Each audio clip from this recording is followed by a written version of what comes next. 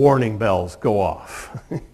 Uh-oh, we are in trouble now. We can see this starting to happen. And David sends someone to find out about her. And he finds out that she is the daughter of Eliab.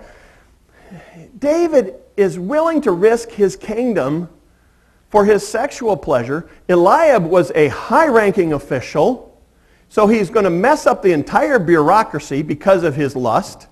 She's the wife of Uriah the Hittite, one of David's mighty men. He's willing to mess up the army so that he can fulfill his lust. He is just sacrificing everything that God has given him so far for his pleasure, for what he wants. Maybe it's not even pleasure. Maybe it's just power. And then David sends again.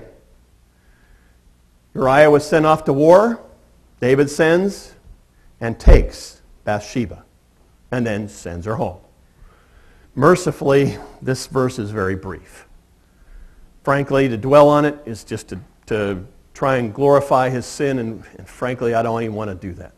Kings are takers. 1 Samuel 8, Samuel warns the people of Israel. Kings will take your property, they will take your money, they will take your children, and they will take your wives. And David is now taking. He says, this is what kings do. They take things. There's a little phrase in there where it says that she had purified herself from her uncleanness.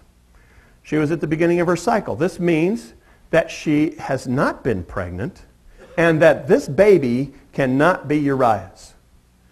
The author wants us to know this absolutely as a positive fact, that it is not Uriah's, and he is aiming straight at David. And so Bathsheba sends a message of her own. I'm pregnant. I'm having a baby. It's not Uriah's. What are we doing about this? So David sends for Uriah. And this is where it gets just nasty. David believes he has a plan to hide the truth. He says, come on, send Uriah home, and I'll ask him nice questions. I'm concerned about the battle. How's that war going? You know, he doesn't care. He's only concerned about hiding his sin. He doesn't care what's happening in the battle. He doesn't care about Uriah. How are you doing, Uriah? You should go home and sit down and let your wife rub your feet. You know, come on. You know, take some time off. I'm concerned about you. What a hypocrite. What a jerk. How can our hero be this bad? I mean, he's not just one-time sin. He's bad, we see, all the way to the core. He's horrible. He suggests that Uriah go home. He wants to create the possibility that Uriah might be the dad. That might be one of the reasons. Okay, yeah, you went home. You slept with your wife. Oh, you're the dad. Or maybe he was trying to trap him even worse. Because at times they were given the command that they were not to have sexual relations while they were at war.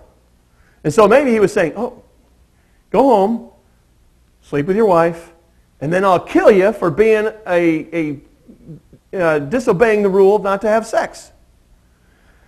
He's bad, but he has grossly underestimated Uriah's character. Uriah is a gem. Uriah is not even an Israelite. He is an alien. He's a foreigner. He used to be a pagan, but he knows more about God at this moment than David has any right to even think about. He says the ark is in a tent, and they may have taken the ark out to battle with him, which they did at times. He says, my master Joab is dwelling in the fields, and my Lord's men. He's concerned about everything that David should be concerned about, even though he has no upbringing, even though he has no proper background, even though he's nothing. He's saying, I care about those people, even if you don't. And so David has to resort to murder. David is not yet finished sending. And this has gotten really bad here. Because he writes Uriah's death sentence and sends it with Uriah to his executioner. You know, here's a note. Joab, kill Uriah. Sends it along. It is just amazing how bad David has descended. He jeopardizes his army's battle plans. Yeah, go up to the battle, get, people killed. He doesn't care about the Israelite soldiers who are going to die in this thing. All he cares about is hiding his own sin. That's all he cares about. He doesn't care about anybody else. And he gets worse. When he finds out about Uriah's death, he doesn't mourn. David has mourned for everybody. He's mourned for Saul, who was trying to kill him all those years. He mourned for Ishbosheth, who was king instead of him. He mourned for people that were trying to kill him, and yet he gets real flippant when he comes to Uriah's death. He says, the sword devours one as well as another. He was saying, oh well, we all got to die sometime. No big deal. Let him die. What's one soldier more or less? He did absolutely no care, absolutely no concern.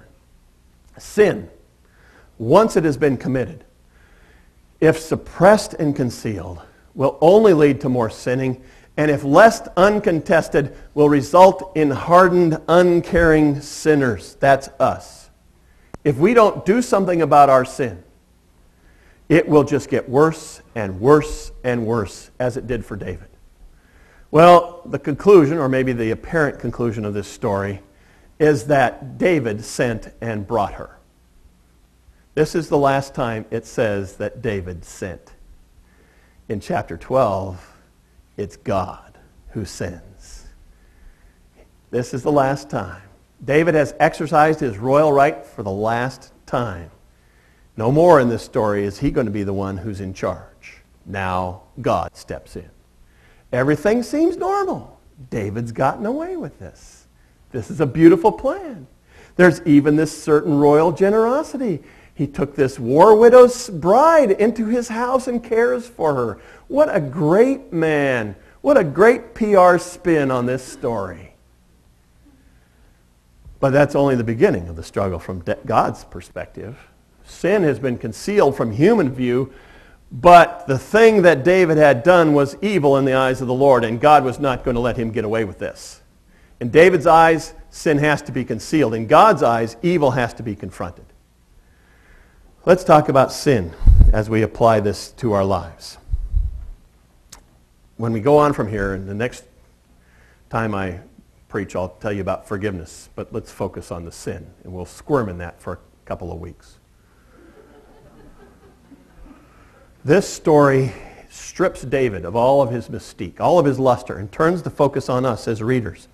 Because if David can sin, what can we do? David was next to perfect. And if we're not even as close as David, what are we going to end up doing? What are we going to end up about ourselves? David has broken 3 of the commandments. Thou shalt not covet thy neighbor's wife. And coveting was the basic sin in Israelite thought.